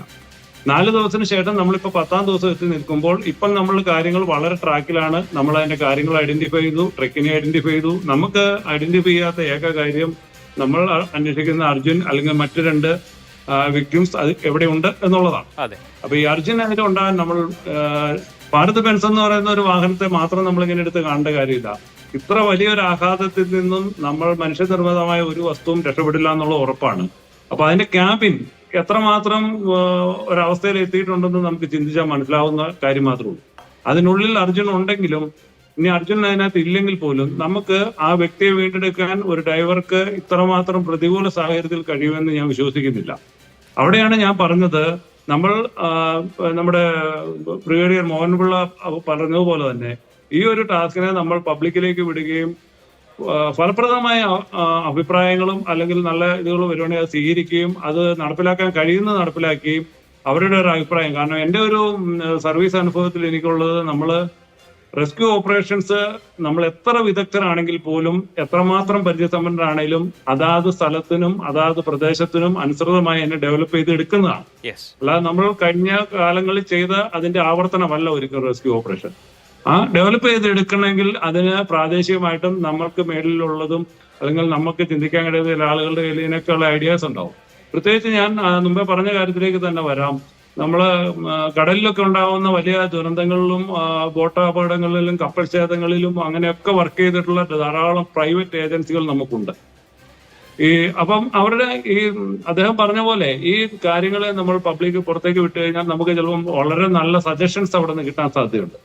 അപ്പം അത് നമ്മൾ ഈ അവസരത്തിൽ പ്രയോജനപ്പെടുത്തണം. നമ്മൾ എത്തി നിൽക്കുന്ന ഈ ഒരു വിജയത്തിൽ നിന്നും ഒരു പടി പോലും പുറകോട്ട് പോകാതെ അതിനെ വിജയിപ്പിച്ചെടുക്കാൻ വേണ്ട മറ്റു കാര്യങ്ങളിലേക്ക് കടക്കണമെന്നാണ് ഈ അവസരത്തിൽ എനിക്ക് പറയാനുള്ളത്. അതിന് നമ്മുടെ ബഹുമാനപ്പെട്ട ഡിഫൻസിന് കഴിയുമെന്ന് ഞാൻ ഉറച്ചു വിശ്വസിക്കുന്നു. നമ്മുടെ MP ഉണ്ട്, MLA ഉണ്ട്, പ്രാദേശിക ഭരണകൂടമുണ്ട്. അവരുടെ ചർച്ചകളിൽ അതിന്റെ അവലോകനങ്ങളിൽ ഇതുകൂടി ഒന്ന് ശ്രദ്ധയിൽ വരണമെന്നാണ് കരുതുന്നത്. നമ്മൾക്ക് തുടക്കത്തിൽ പറ്റിയ ആ ഒരു പിഴവ് ഇനി ഒരിക്കലും സംഭവിക്കരുത്. നമ്മൾ പുഴയുടെ ഒഴുക്ക് പറയുന്നു, അതിനെ പ്രതിരോധിക്കാൻ ശ്രീ മോഹൻപിള്ള വളരെ വ്യക്തമായ ഒരു കാര്യം അവതരിപ്പിച്ചു. അത് വളരെ വിജയകരമാണെന്ന് എനിക്കും മനസ്സിലാവേണ്ടത്. ഞങ്ങളും അത് പരീക്ഷിച്ച് വിജയിച്ചിട്ടുള്ള കാര്യമാണ്. ആ തരത്തിൽ അവിടെ ആ പുഴയിൽ എന്താണോ നമുക്ക് അതിനെ പ്രതിരോധിക്കാൻ സാധ്യമായത്, ഞാൻ ഡ്രഡ്ജറുടെ കാര്യം ഞാൻ വളരെ ദിവസങ്ങൾക്ക് മുമ്പ് തന്നെ ഞാൻ പറഞ്ഞിരുന്നു. അപ്പൊ ഡ്രഡ്ജർ അവിടെ എത്തിക്കാനുള്ള ചില സാങ്കേതിക പ്രശ്നങ്ങൾ, പാലങ്ങൾ, അങ്ങനെയുള്ള കാര്യങ്ങളൊക്കെ പറഞ്ഞു. എന്ത് തന്നെയാണെങ്കിലും നമുക്ക് അവിടത്തെ കുറിച്ച് അറിവില്ലാത്തതുകൊണ്ട് നമ്മൾ അതിലേക്ക് കടക്കുന്നില്ല. കാരണം അതിനുള്ള സാധ്യതകളും ആരായാം. ഡ്രഡ്ജർ എത്തിയാൽ എനിക്ക് തോന്നുന്നു നമ്മുടെ പ്രശ്നങ്ങൾ ഒരു പരിധിവരെ പരിഹരിച്ചു എന്ന് തന്നെയാണ് ഞാൻ വിശ്വസിക്കുന്നത്. അപ്പോൾ ഇത്തരം കാര്യങ്ങളിലേക്ക് ഇനി എന്താണ് നമ്മളുടെ ഒരു അടുത്ത വലിയൊരു സ്റ്റെപ്പ് എന്ന് നമ്മൾ ചിന്തിച്ച് തീരുമാനമെടുത്ത് ഇത് നടപ്പിലാക്കണം. തീർച്ചയായും നാളെ അക്കാര്യത്തിൽ ഒരു നല്ല തീരുമാനം. രാവിലെ തന്നെ അവലോകന യോഗമുണ്ട്. നേരത്തെ MK രാഘവൻ MPയും KM സച്ചിൻദേവ് MLAയും അക്കാര്യം വിശദീകരിച്ചു. നാളെയെങ്കിലും 11ാം ദിവസമെങ്കിലും കുറെ കൂടി കോൺക്രീറ്റ് ആയ വിവരങ്ങൾ നമുക്ക് ലഭ്യമാകട്ടെ എന്ന് ആഗ്രഹിക്കാം. ഈ നിമിഷം വളരെ നന്ദി. എൻ്റെ എല്ലാ പാനലിസ്റ്റുകൾക്കും. സൂപ്പർ പ്രൈം ടൈം അവസാനിക്കുന്നു. നമസ്കാരം.